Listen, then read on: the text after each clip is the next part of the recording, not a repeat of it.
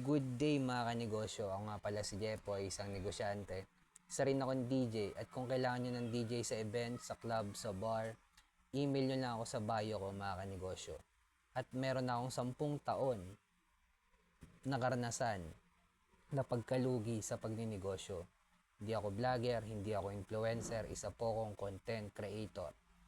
At ang topic natin ngayon mga kanegosyo, tungkol sa buko ni Juan. Ito, kung nagsisimula ka pala magnegosyo, tapusin mo tong video na to. Ito yung mga hindi ko alam nung nagsisimula pala ako magnegosyo. Sigurado marami ka matututunan. Kung nagninegosyo ka naman na, malamang isa to sa dahilan kung bakit nalulugi ang negosyo mo. Isa sa dahilan.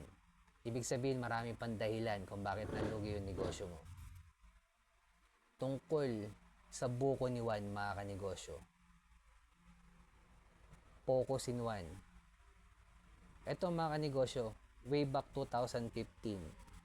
Nung naitayo ko yung sari-sari store ko, malapit kung saan ako graduate ng college, which is at TIP Cubao, Technological Institute of the Philippines.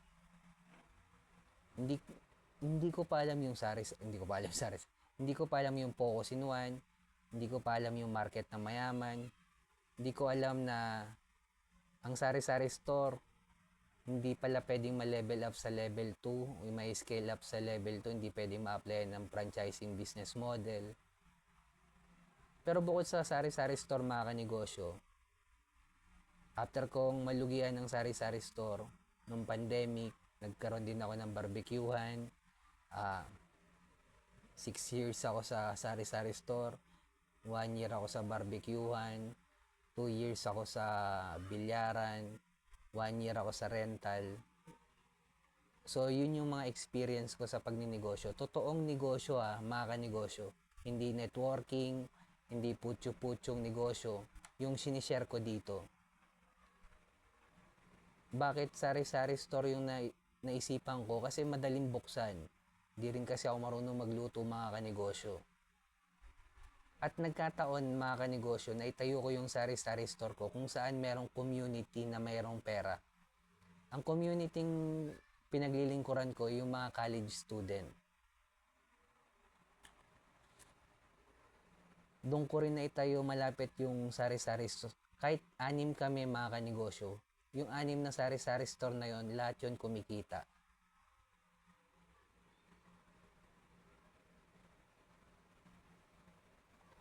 At sa 6 na yon, ako pa yung pinakamahal magbenta.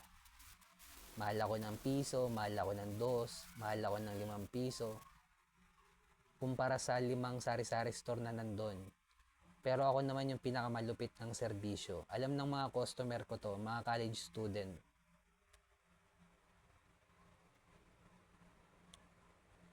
Kaya kung nagsisimula ka pala magnegosyo, gayahin mo yung buko ni Juan. Focus in One.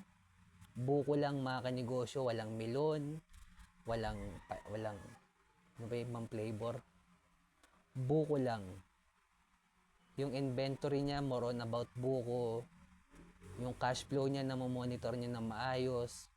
Yung marketing niya, tungkol lang sa buko. Hindi siya mahirap i-identify ng customer niya kung ano ba yung tinitinda niya. Maraming advantage ang nakapokus ka lang. At kumita yung may-ari ng buko ni Juan nung in-scale up niya sa level 2, nung in-applyan niya ng franchising business model. Dahil mas kumita siya hindi sa pagbebenta ng buko, kumita siya sa bayad sa kanya ng franchising fee.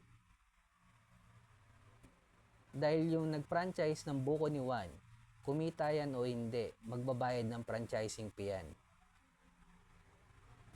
So, panalo na yung may-ari dito ng buko ni Juan. Sa level 2 mga kanegosyo ang tunay na kitaan. Andun yung tunay na pera mga kanegosyo. Sikapin natin i-level up sa i-scale up natin sa level 2 ang mga negosyo natin. Kaya kung nagsisimula ka pala magnegosyo, focus in One. Hanapin mo yung community ng mayaman na paglilingkuran mo. I-scale up sa level 2 yan mga kanegosyo, original content. At kung umabot ka sa dulo na video na to mga kanegosyo, Click mo naman yung subscribe button dyan. Like mo na rin tong video ko. Comment ka lang kung may mga tanong ka mga kanegosyo. At kung bilang negosyante, kung dumadaan tayo sa pagsubok or struggle, huwag natin kalimutan mag-pray kahit anong religion pa natin. Ingat tayong lahat. Peace. At sa mga nagtatanong pala kung anong gamit kong light mga kanegosyo, ito po siya. Kita ba? Ayan yung gamit kong light. Nasa yellow basket mga kanegosyo. Kung gusto mong umorder niyan, click mo lang sa baba.